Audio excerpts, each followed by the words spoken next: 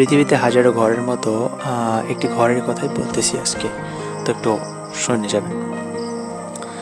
ঘরটি অন্যান্য ঘরের মতোই, কিন্তু ওই ঘরটি ছিল একটু আলাদা।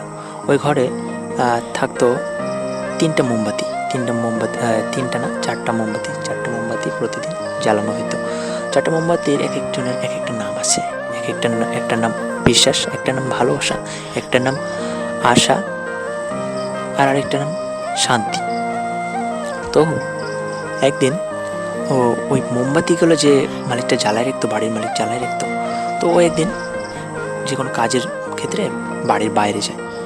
তো তখন কোনো এক কারণে বিশ্বাস নামের মোমবাতিটা নিভে যায়। তো যখন বিশ্বাস নামের মোমবাতিটা যখন নিভে যায়, তখন ভালোবাসা নামের মোমবাতিটা বলতেছে যে যে ঘরে বিশ্বাস নামের মোমবাতি জ্বলে না, সেই ঘরে আমি থেকে ভালোবাসা থেকে কী করবো। আচমকা এক হাওয়ায় ওই ঘরের জানালা দিয়ে ঢুকে আর ভালোবাসা নামের মোমবাতিটাকেও নিভিয়ে দিয়ে চলে যায়। এইবার বাকি থাকে কিন্তু দুইটা মোমবাতি।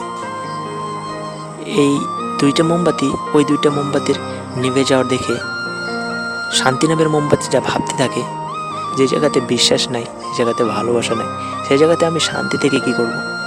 ঠিক আবারও এক দমকা হাওয়া এসে শান্তি নামের মোমবাতিটা নিভিয়ে দিয়ে চলে যায়। বাকি থাকে শুধু একটা মোমবাতি। এতক্ষণে সে বাড়ির মালিকটি চলে এসে দেখতেছে যে তার যে জ্বালিয়ে রাখা চারটি মোমবাতি, সেইগুলোর মধ্যে তিনটা মোমবাতি নিভে গেছে, শুধুমাত্র আশা নামের মোমবাতিটা জ্বলে আছে। তো এই সময় সে কি করে, ওই আশা নামের মোমবাতিটা হাতে তুলে নিয়ে আরও যে তিনটা মোমবাতি আছে সেই ওইগুলোর মুখে আগুন দিয়ে দেয়। তারপরে ওই তিনটা মোমবাতিও ঠিক আশা নামের মোমবাতির মতো জ্বলতে থাকে। তো এটা থেকে আমরা কি শিক্ষা নিতে পারি, যে জীবনে অনেক কিছুই আসবে, অনেক কিছুই হবে, কিন্তু আশা ছাড়া যাবে না। বিশ্বাস চলে যাবে, ভালোবাসা চলে যাবে, এমনকি শান্তিও চলে যাবে, কিন্তু আশা ছাড়া যাবে না। যদি কোনোদিন আশা ছেড়ে দিই, তাহলে ভাই কোনো দাঁড়াতে পারবো না। তো এরকম কোনো পরিস্থিতিতে আপনি কোনোদিন পড়ছেন কিনা অবশ্যই কমেন্টে জানাবেন। আর ভিডিওটা শেয়ার করে দেবেন বেশি বেশি বন্ধুদের মাঝে, কারণ আশা কোনোদিন ছাড়া যাবে না, আশা একটা থাকতেই হবে। আমি এই লক্ষ্যে পৌঁছাবই। তো ভিডিও ভালো লাগলে লাইক করেন, স্টোরিটাও যদি ইন্টারেস্টিং লাগে তাহলেও লাইক করে দেন, কমেন্ট করে দেন আপনার অনুভূতি কীরকম, আর সাবস্ক্রাইব করে দেন প্লিজ। আমি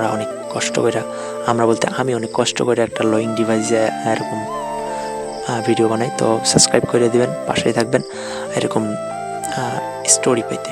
আল্লাহ হাফেজ।